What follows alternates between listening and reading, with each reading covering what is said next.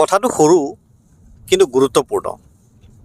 এফালৰ পৰা আহি আছোঁ, গুৱাহাটীলৈ গৈ আছোঁ, গাড়ীত বহি বহি মোবাইলতে আজিৰ দিনটোৰ ভিডিঅ'বোৰ চাই আছোঁ, নিউজবোৰ চাই আছোঁ। 2-3টা টিভি চেনেলৰ নিউজ চালোঁ আৰু আজিৰ দিনত ৰাহুল গান্ধী ডাঙৰীয়াৰ এক ভাৰত জোড়ো যাত্ৰাৰ ভিডিঅ' চাইছিলোঁ, নিউজবোৰ চাইছিলোঁ। এটা কথা অবজাৰ্ভ কৰিলোঁ, আজি কেইবাটাও নিউজ চেনেলৰ বাতৰিত দেখিলোঁ যে বাতৰি স্ক্ৰিপ্ট লিখোঁতাই ৰাহুল বুলি কৈছে। এইটো কৰিলে ৰাহুলে, সেইটো কৰিলে ৰাহুলে, এনেকৈ সম্বোধন কৰিলে ৰাহুলে, তেনেকৈ সেইটো ক'লে ৰাহুলে, যাব বিচাৰিছিল ৰাহুল, আহিব বিচাৰিছিল। মুঠতে বাক্যবিলাকত ৰাহুল গান্ধী বুলি নকৈ ৰাহুল বুলি ক'লে। মই নিজে সাংবাদিকতা কৰিছিলোঁ, সাংবাদিকতাৰ এথিক্স আৰু সৌজন্যতা এই কথাবিলাক আমাক শিকোৱা হৈছিলে। মই বুজি পোৱা নাই আৰু ৰেছপনচিবল মিডিয়া হাউচবিলাকৰ ক্ষেত্ৰত দেখিছোঁ, মানে প্ৰতিষ্ঠিত মিডিয়া হাউচৰ ক্ষেত্ৰত দেখিছোঁ যে স্ক্ৰিপ্টত ৰাহুল বুলি লিখিছে। আজি দুপৰীয়া যেতিয়া ৰাহুল গান্ধী ডাঙৰীয়াৰ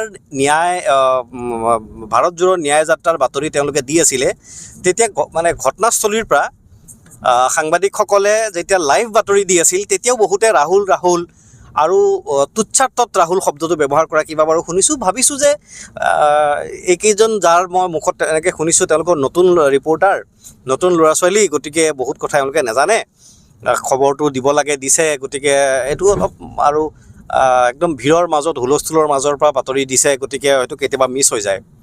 কিন্তু যেতিয়া এটা স্ক্ৰিপ্ট লিখে, তেতিয়া স্ক্ৰিপ্টটো লিখোঁতে এনেকৈ লিখা নাযায় সাধাৰণতে। এটা ৰাজনৈতিক দলৰ এজন ডাঙৰ নেতা, তেওঁৰ বয়স এতিয়া 50+। আমি যেতিয়া নৰেন্দ্ৰ মোদী বুলি কওঁ, নৰেন্দ্ৰ মোদী ডাঙৰীয়া বুলি আমি কওঁ, বাতৰি কাকতবিলাকে বা মিডিয়াই সাধাৰণতে ডাঙৰীয়া নকয়, ডাঙৰীয়া লিখাৰ কথাও নাহে। আমি আনকি ভাৰতবৰ্ষৰ ৰাষ্ট্ৰপতিৰ ক্ষেত্ৰতো ৰাষ্ট্ৰপতি ডাঙৰীয়া বুলি লিখা নহয়, মুৰ্মু ডাঙৰীয়ানী বুলি লিখা নহয়, দ্ৰৌপদী মুৰ্মু ডাঙৰীয়ানী বুলি বাতৰি কাকতে নিলিখে বা টিভিৰ বাতৰিত কোৱা নাযায়, মুৰ্মু বুলিয়ে কোৱা যায়। সেইটো বাতৰি কাকতৰ বেলেগ কথা, কাৰণ বাতৰি কাকত সংবাদ মাধ্যম হৈছে গণতন্ত্ৰৰ চতুৰ্থ স্তম্ভ, আৰু সেইকাৰণে মানে চতুৰ্থ স্তম্ভৰ মৰ্যাদা তৃতীয়, দ্বিতীয়, প্ৰথম স্তৰৰ দৰেই সেইকাৰণে লিখা হয়। কিন্তু কাৰো নাম তুচ্ছাৰ্থত ব্যৱহাৰ কৰা নহয়। আমি হিমন্ত বিশ্ব শৰ্মা ডাঙৰীয়া বুলি কওঁ, বাতৰি কাকতত লিখিলে ডক্টৰ শৰ্মাই এনেকৈ কয় বুলি কোৱা হয়। গৌৰৱে কয় বুলি নকয়, গৌৰৱ গগৈয়ে কয়, নহ'লে শ্ৰী গগৈয়ে কয় বা গগৈয়ে কয়।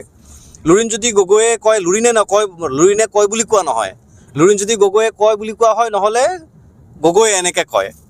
সেই ক্ষেত্ৰত ৰাহুল গান্ধীৰ ক্ষেত্ৰত ৰাহুলে কয় বুলি, ৰাহুলে কয়, ৰাহুলে এনেকৈ কৰে, ৰাহুলে তেনেকৈ কৰে, ইমান তুচ্ছাৰ্থ ব্যৱহাৰ কিয়?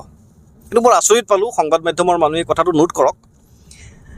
এই বস্তুবিলাকে মানে সংবাদ মাধ্যমৰ মানুহৰ এইটো কিন্তু দায়বদ্ধতাহীনতাৰ পৰিচায়ক আৰু পক্ষপাতিত্বৰো পৰিচায়ক।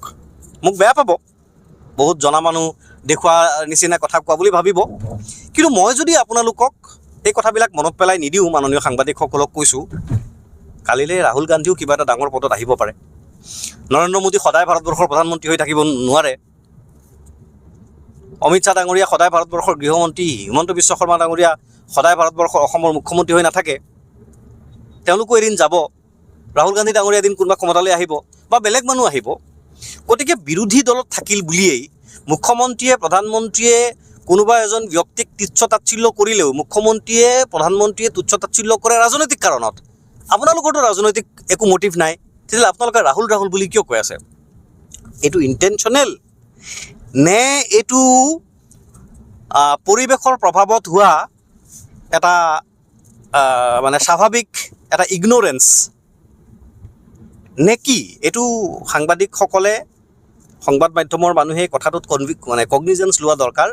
মই ভাবোঁ মই এটা দায়িত্ব পালন কৰিছোঁ এইটো মনত পেলাই দি, যে এটা সৰ্বভাৰতীয় ৰাজনৈতিক দলৰ এজন ইম্পৰ্টেণ্ট ৰাজনৈতিক নেতা, যিজন মানুহ ভাৰতবৰ্ষৰ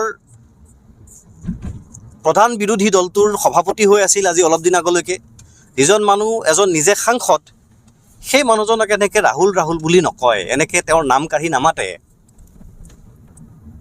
শ্ৰী গান্ধীয়ে বা ৰাহুল গান্ধীয়ে সেনেকৈ শব্দ ব্যৱহাৰ কৰিলে শুনিবলৈও ভাল হয় আৰু সংবাদ মাধ্যমৰ গৰিমা আৰু সংবাদ মাধ্যমৰ নিৰপেক্ষতাটো বজাই থাকে। এই কথাটো আপোনালোকৰ দৃষ্টি আকৰ্ষণ কৰিলোঁ।